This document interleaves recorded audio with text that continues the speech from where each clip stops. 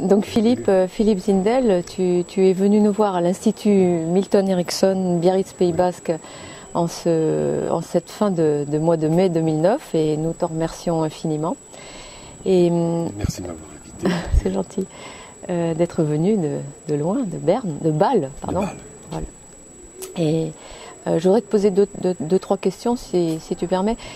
Et en premier, est-ce que tu peux nous dire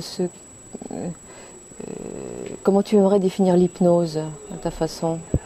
Il y a évidemment énormément de définitions possibles. Oui. Donc je vais te parler de mon abord, parce que par exemple, il y a de nombreuses années, j'ai beaucoup travaillé avec des patients psychotiques, ce qui m'a amené à revoir l'hypnose sous un autre angle. Alors, à mon avis, ce qui est le plus important, c'est d'une part l'adaptation de l'état de conscience, qui est souvent mal adapté dans les cas d'angoisse, etc.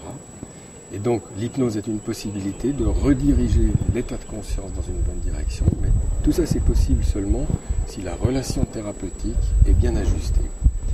Et le travail avec les patients psychotiques m'a mené à mieux comprendre que la relation hypnotique est une relation tout à fait particulière, une relation d'une grande intimité, mais qui va même dans la direction d'une symbiose, c'est-à-dire dans une relation qui ressemble à celle de la mère à son petit enfant.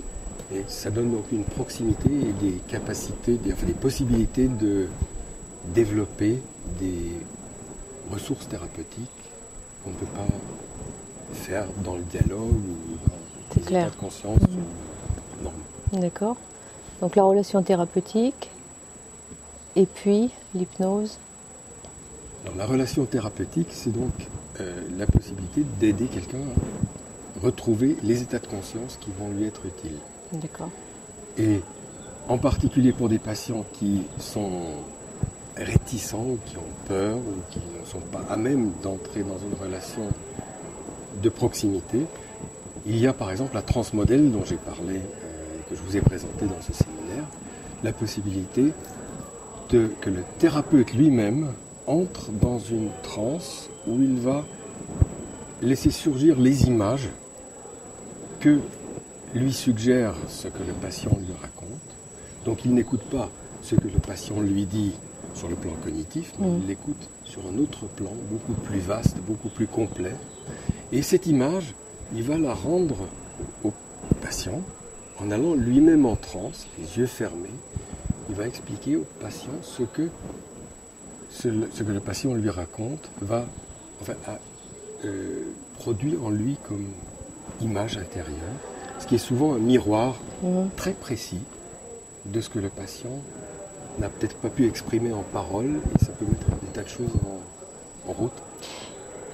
Tu veux dire par là que tu proposes au thérapeute éventuellement même de fermer les yeux et de se mettre en transe? Tout à fait. Avec le patient. Évidemment, le patient sera surpris Oui. de voir le thérapeute qui ferme les yeux et qui va dans quelque chose d'autre.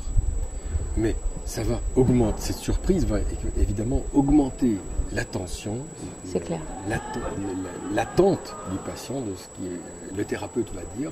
Il va être beaucoup plus ouvert que si ça se passe dans un dialogue normal où il va venir avec ses contre-arguments et puis... D'accord, c'est en ça que tu appelles la transe moderne.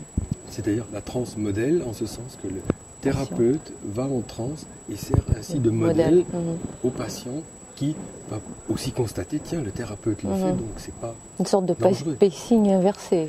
Oui, c'est quelque part. Dans un certain sens, c'est ça. Oui. D'accord.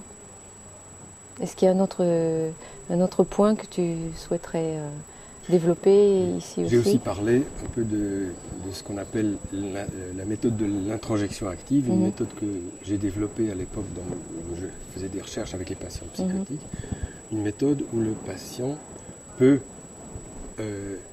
créer intérieurement une image dans sa transe du thérapeute, et le thérapeute va s'identifier avec ça et va donc pouvoir introduire des facteurs thérapeutiques, de proximité, de créativité.